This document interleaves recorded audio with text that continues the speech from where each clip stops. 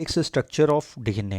It was proposed by Watson और second scientist जो यहाँ पर हैं क्रिक हैं। कब दिया था? 1953 में। ये बड़ा फेमस मॉडल है जो डीएनए के स्ट्रक्चर को सिंपली एक्सप्लेन कर देता है कि दो पॉलीन्यूक्लियोटाइड चेन होती है, ये दोनों पॉलीन्यूक्लियोटाइड चेन आपस में राइट हैंडेड मैनर में कॉइल होती है।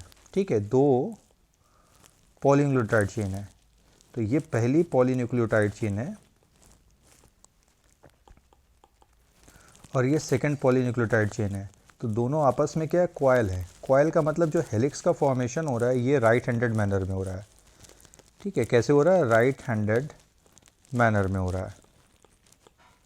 ध्यान ये रखना है कि जो हमारा डीएनए, उस डीएनए को हम लोग क्या बोलते हैं? बी डीएनए बोलते हैं। बी मतलब यहाँ पर होता है बैलेंस डीएनए।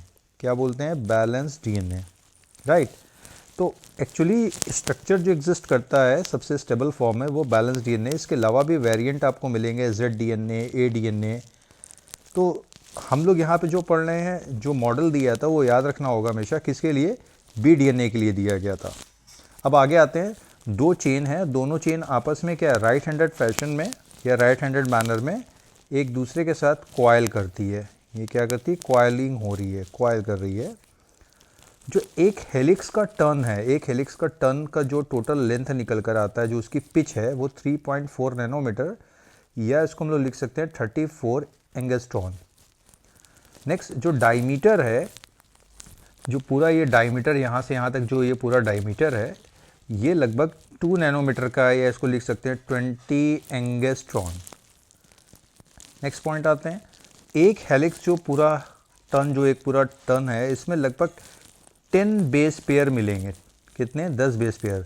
तो 10 जो होंगे one side of polynucleotide chain होंगे, 10 क्या होंगे? Another side of polynucleotide chain होंगे। इस कॉइलिंग से दो तरह के ग्रूव निकल के आते हैं, एक को बोलते हैं मेजर ग्रूव, दूसरे को बोलते हैं माइनर ग्रूव।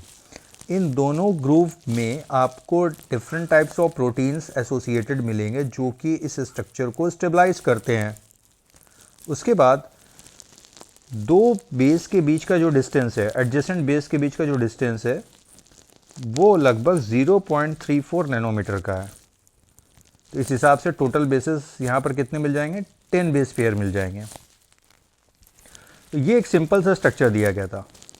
एक और इम्पॉर्टेंट पॉइंट कि दोनों चेन की जो पोलैरिटी है वो एंटी पैरेलल है। मतलब अगर एक चेन आ रही है इस तरह से 5 प्राइम टू 3 प्राइम, तो दूसरी चेन इसके अपोजिट चलेगी इस तरह से। ठीक है, दूसरी वाली क्या होगी? इसके अपोजिट 3 प्राइम टू 5 प्राइम। मतलब सिंपली अगर हम दिखाना चाहें तो ऐसे शो कर सकते हैं कि एक 5 प्राइम टू 3 प्राइम रन कर रही है, दूसरी अपोजिट जा रही है 3 प्राइम टू 5 प्राइम जा रही है। क्लियर है? अब आगे आते हैं। अगर आप यहाँ पे देखें कॉम्प्लीमेंट्री बेस पेयरिंग मिल रही है, जैसे एडेनिन बॉन्ड कर रहा है किसके साथ? थाइमिन के साथ। और यहाँ पे जो बॉन्ड मिल रहे हैं वो कितने हाइड्रोजन बॉन्ड है? 2 हाइड्रोजन बॉन्ड आपको दिख रहे हैं। कितने हाइड्रोजन बॉन्ड? 2 हाइड्रोजन बॉन्ड दिख रहे हैं। सिमिलरली ग्वानिन साइटोसिन के साथ कॉम्प्लीमेंट्री बेस पेयरिंग कर रहा है, तो यहाँ पे बॉन्डिंग कितनी दिख रही है? 3 हाइड्रोजन बॉन्ड की बॉन्डिंग दिख रही है। तो ये ध्यान रखना होगा कि प्यूरिन जो है वो बॉन्ड कर रहा है किसके साथ? पिरिमिडीन के साथ। अब कौन सा प्यूरिन किस पिरिमिडीन के साथ बॉन्ड कर रहा है? इसमें एडेनिन की बॉन्डिंग हो रही है किसके साथ? थाइमिन के साथ by the double hydrogen bond. वही ग्वानिन बॉन्डिंग कर रहा है किसके साथ? साइटोसिन के साथ by the triple hydrogen bond. तो this is the simple structure of DNA.